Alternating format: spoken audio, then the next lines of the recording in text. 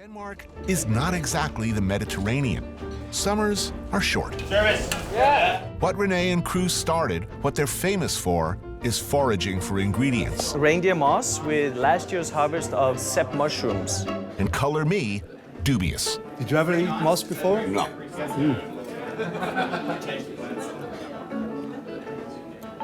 That is incredible. Wow. There's no way that this is going to look convincingly delicious on TV, but it is really delicious. Do Danes like this place now? I mean, they're proud of it. They accept that. It's turned the attention of the whole world. Yeah, exactly. Fire 3 sorrel, please. Yes, chef. To tell the truth, food nerds, captains of industry, celebrities, you name it, have been flocking here for years. Chef, 4 sorrel coming up now. Some waiting months for a reservation in the 45-seat restaurant. So we have a sorrel leaf. It's marinated in a grasshopper garum. The idea is you want to use it like a spoon and sort of scoop all of this green snow, which is made from nasturtium leaves. Damn, that's good. The technique, you don't notice it. You notice the flavor. Make something ammonia-rich with lots of nutmeg, leave it for a while, and then we'll see what happens. So it's hallucinogenic fish sauce, potentially? In theory. Some of the things that we're doing, really, I mean, they are just pure experimentation for experimentation's sake. And it's pretty damn delicious. I like that. It's another food item on your shelf. And me as a cook, that's what I want. These are 2-year-old cherries with the cherry pits and wild roses. 5 years old wild roses now, very deep, intense. This is amazing. Amazing. But they're not just thinking about what tastes good now. They're talking about, will this taste good in 2 years if we ferment it or age it or dry it? We like to ferment it. We add bacteria to it so that it needs 3 years of time and then it becomes utter delicious. The diversity available to us through looking at fermentations and looking at different bacteria, looking at different molds, yeasts, all sorts, is absolutely enormous. There is stuff rotting in jars and vats to these experiments in fermentation and flavor. You're all doing some sinister down there, I know. So this is a ferment of Chenopodium, a wild type of spinach which grows around here and no one uses them. Maybe even reminiscent of foie gras. Serious foie. Serious foie. And this is from a weed that grows everywhere. If you do it with gooseberries, like to ferment gooseberries, you get golden drops of perfection. Can we have 2 berries on 4? Yeah. All right, fellas, the next thing we serve you is the dried-in juices from last year's harvest of blackcurrant, and then we wrap it in wild roses that we've had in vinegar for 2 years now. Oh, lovely. Acidity, creamy. It was like super powered. What?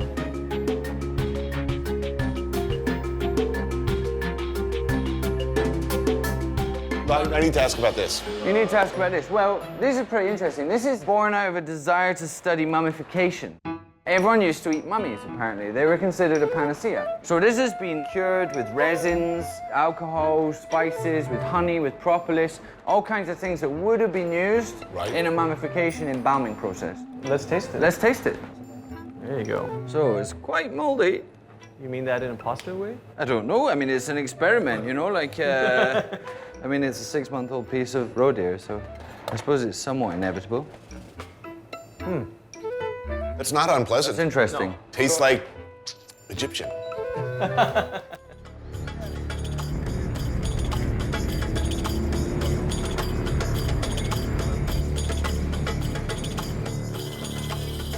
Layla's got something to show me. A watermelon salad thing she discovered on a recent trip here that's really piqued her interest. So off we go. I figure this'll take a minute.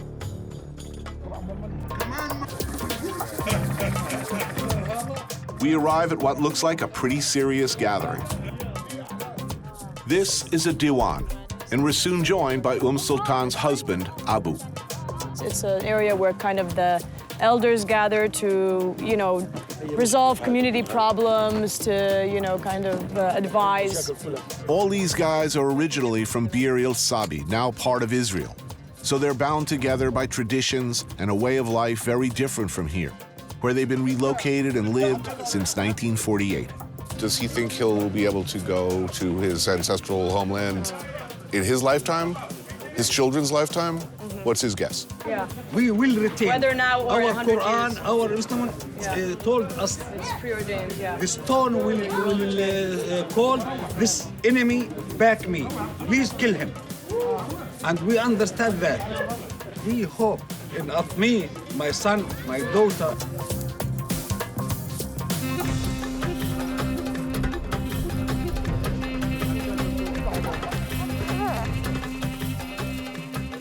So what they're making now is called fattet ajr. And ajr is basically baby watermelon, underripe watermelon. And this is kind of a specialty of southern Gaza generally, but also Sinai. It's usually something that's made exclusively by men, as I was told here. So they begin, you can see over there, they're fire roasting the baby watermelons. They cover them with aluminum foil. In addition, they put them through a wire, kind of like a sort of rustic skewer. And then they just throw them in there. And then the idea is they take the pulp out, so that's what's going on. Hey, Mama. Come here. Yeah, and then what they do while that's fire roasting is they knead an unleavened dough over there with whole wheat, barley, plenty of really rich extra virgin olive oil. And then they throw that into the pit as well, or they dig a pit in the sand over there, and that's fire baked. Right in the coals? Yep, and then they mix that all together. Yeah. So it's interesting because right now we're about, 35 minutes away from Gaza City. Ask anyone in Gaza City if they've heard of this dish, and no. So even in an area as small as Gaza, you see this really wide variation in the... So they're going to clean it up.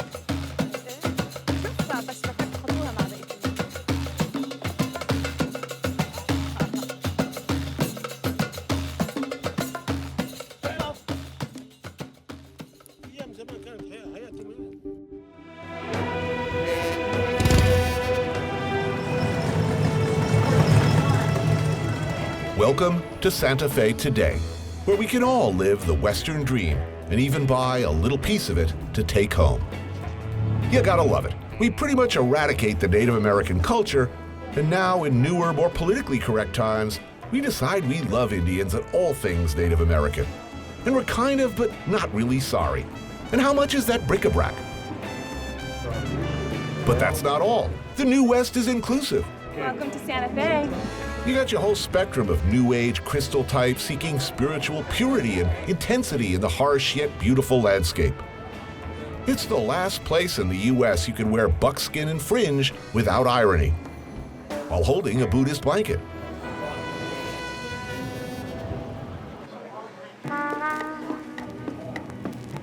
There is, buried deep inside this ordinary-looking five and dime, something truly authentic. Hi, Frito pie and a soda, please. This is the Frito pie. As American as apple pie or the Manhattan Project, and nearly as deadly. Chili and day-glow yellow cheese-like substance dropped like a deuce, another roller in the night, right into a bag of Fritos. It feels like you're holding orange crap in a bag. Close your eyes and I put this in your hand. You would be very worried. Colostomy pie. I'm opposed to everything this dish stands for, and yet it is also delicious. Neither the Frito nor the Frito pie are indigenous to New Mexico. They are actually Texan. New Mexico, you have many wonderful things. I think let Texas have this one. In only 6 minutes, I've managed to reach a depth of self-loathing it usually takes a night of drinking to achieve. Combine the Frito pie experience with like binge tequila drinking and a strip club. Enchilada with carne adobada, cubed pork in red New Mexican chili sauce with beans and rice. Gotta have that. Some pozole, a stew made from soaked hominy and pork, and sopapilla, a fried bread like a spoon bread or a Johnny cake. Did the early Spaniards, early cattle railroad men, and the people on the way to making this America, were they romantic about this part of the world? They thought of it as a hard place. For one thing, it was exceedingly remote.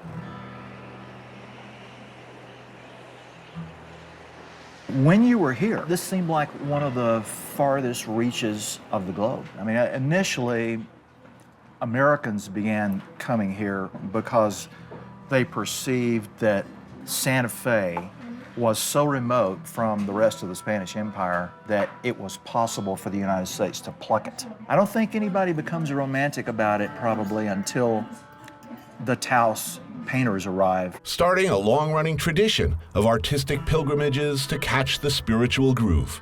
Every kind of utopian dreamer, eccentric, new ager, they all came here in search of whatever. Chilies. All right, thank you very much. Level 3. That's level 3? Yes, sir. All right, okay. We will be careful, indeed. New Mexican chilies come in 2 varieties, red or green. That's by the way, the state question in New Mexico. Red or green. Red or green. Ordinarily, I like green. It's like Yankees or Mets, you gotta pick one. This green, however, is not ordinary green. My face is burning off. This ain't normal. Oh God, this hurts. I'm gonna join you. Fate lies right here. DEFCON 1, 2, 3. It's a slow roll, too. First you think it's gonna be okay, then it's not. There's nothing to do but wait it out. I believe they use these same peppers in pepper spray.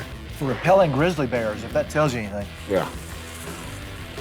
Shot glass of that would put you in the hospital. No kidding. Everybody in the restaurant seems so calm. Maybe they're not eating this. They're all just trying to muffle their screams. So now it's more nuanced, and I think that's maybe new to us. Right. So I think we're trying to navigate this nuanced reality. Like, how do you deal with so many opinions and, you know, the party that you loved the whole time that brought about this freedom is fumbling the ball. So what do you do? Because in democracy, you should act. As the smiley for snack. Ah.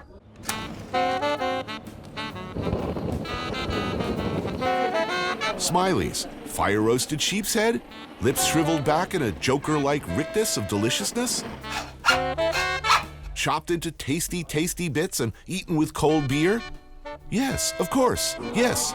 Just needs a little salt and pepper. Good stuff. That looks good. Yeah, this is pap. And what is it? It's like maize. Pap or meal pap, a sticky porridge made from ground cornmeal. It fills the role that grits do in the American South, rice in much of Asia. It's tasty, relatively nutritious, and cheap filler. And it sops up gravy when you have something like this stewed beef, real good. That's that traditional dumpling there. That's a dumpling? Yeah, it's not really like other dumplings. Dumplings, important throughout the African diaspora. You know, and then that's me. When I'm hey auntie, you know, I'm really keen in how you're making this particular sauce. And they'll show you. They'll show me stuff. And I pick up, and then I rush back to the shop and I try it out. So I got all the elements now. At his cook shop, he mixes recipes, ingredients, techniques, and traditions as he sees fit. One reviewer described his style as gastronomic smuggling, moving people across borders with dishes that slyly partake of elsewhere. On today's menu, I made this for you. This is goosey and beef, a traditional Nigerian dish. Okay. They usually use a cow leg. Beef stewed with melon and pumpkin seeds. There's futu, the ubiquitous cornmeal porridge, but made to a texture more crumbly than pap. This is like basmati rice with rose water. This is achar, aubergines and mango, and then a pickle. And then this has got cassava in it. The Congolese. Like a peas with They cassava. have it with the cassava. These are the falafel. Right. Good taste. That's it. Oh, yeah. Awesome. Do good food here. Menu change every day? That's our idea. You're doing a lot of great food in a small space. There are no seats. His customers remain part of the constantly unfolding street theater of Yeovil. They mingle, talk, observe. Lots of people, lots of stories pass through here. Lots of cultural interaction.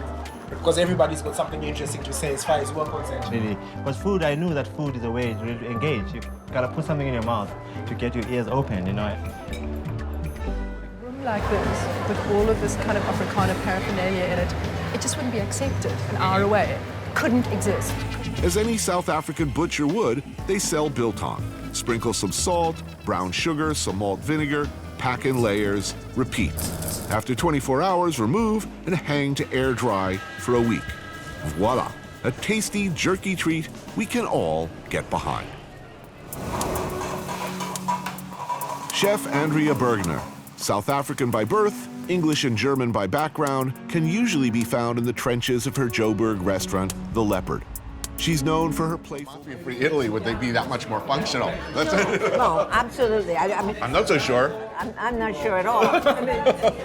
But I am constantly amused by the fact that 45 years ago, if I said to Americans, I said, I live in Sicily. Sicily? How did a nice girl like you end up in a place like that? Really? Now it's on a farm in Sicily. How romantic. Oh, I envy you. So perception of Sicily has changed. Has changed enormously. In 2007, there were only 160 Addio Pizzo members. Now, over 800. Pretty cool considering we're talking about a group who have demonstrated no regret or hesitation in killing judges, politicians, police, prosecutors.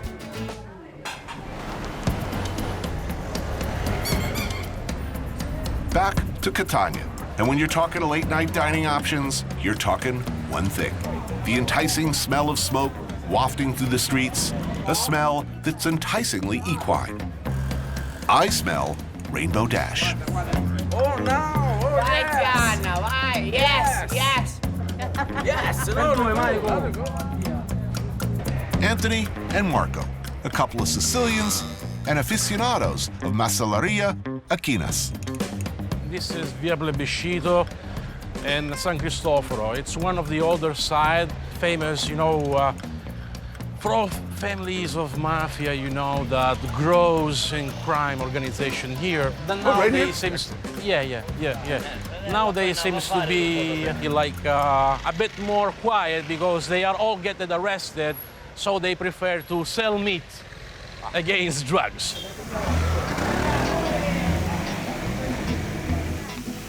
So right over there, you can bet on a horse? You can bet horses, yes. Here People like to bet horses, and here you eat the one that loses. Right.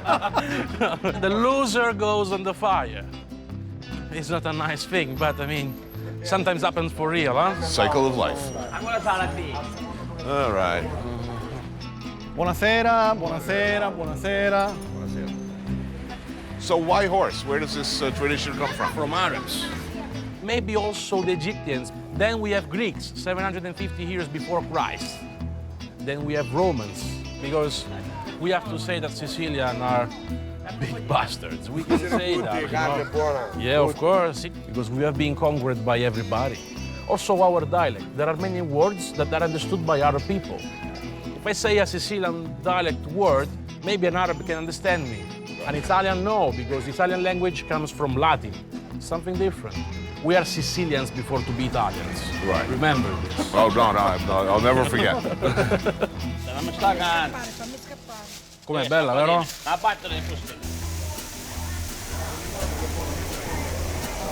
Look, that's the patented side of the meat. It's yellow, it's not white. When it's yellow, means that this horse has been breeded eating fresh grass. Pronti? Procediamo? This breed of pig is raising the profile of the pig here. Smell of shit everywhere, eh? Look, they hear now the noise of the car. They will arrive. Fantastic.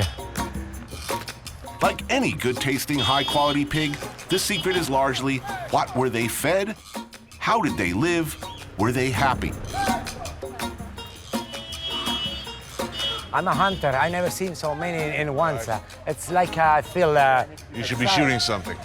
Yeah. È spettacolare, eh? A poorly fed pig who lived his life in squalor, stress, and fear makes for bad pork. This is why we should treat animals well. Not just because that's the nice thing to do, but because it makes them provably more delicious. Questo è un gran camminatore, riesce a fare roba come 30 km al giorno, per cui è un animale che vive salutare, vive bene. Chestnuts, acorns, roots and stuff foraged from the hills, supplemented by some nice, fattening grain during the winter months, when wild food is less easy and less plentiful. They catch here the animal only with the traps. Right. It's a shame that they don't let you shoot. I like pigs. Not to hang out with, to eat. I don't have a tattoo of a pig or anything, but I like them fine. And when given the opportunity to shoot one in the brain, or see one shot in the brain, so that I may sup on its entrails and other parts, I'm down. That's what's called cheering me up from some manic depression.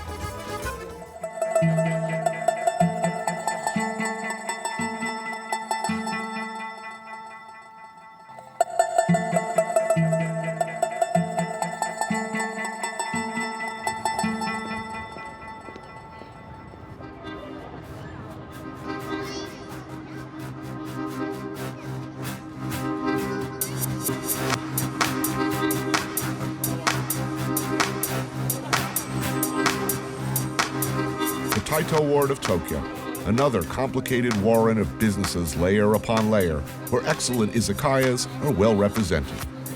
Places where a hard-working salaryman can have a beer or some sake, or many beers and many sakes. And salty, savory, pickly, delicious snacks that go brilliantly with alcohol. Please, yes. Tomika brings me to one of them, Daitoro, to meet some friends. Kanpai. Kanpai.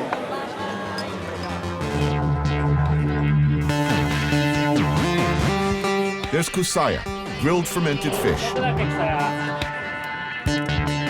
followed by some skewers of beef intestine and chicken.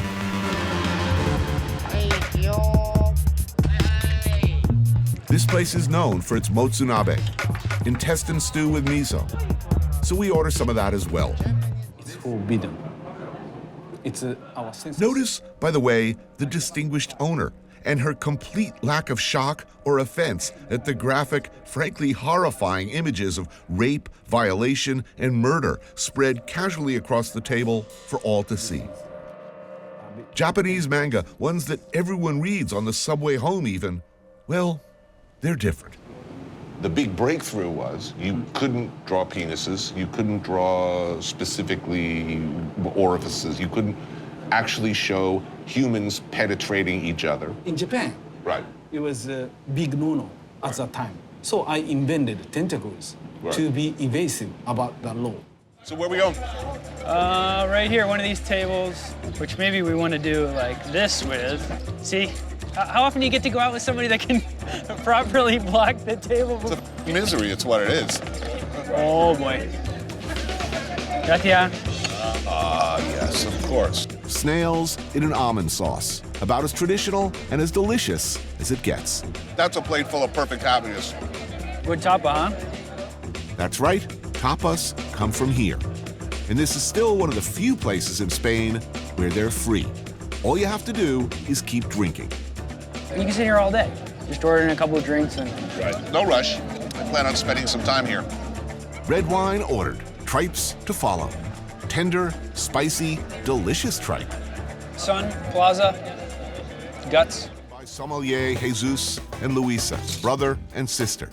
One bartender, one cook, taking care of everything. Tapa is for free. That's the main issue of the tapa. So you're just paying for the wine? Exactly. So if I were like a degenerate rot wino, I could still eat well. As long as I can afford my wine, I'd eat. Cheers. Let us put this theory into practice. With our first round of drinks comes this. Salmorejo is tomato with bread, garlic, olive oil, and blended. Yeah, I could pretty much eat that all day long. That's right, tapas are free.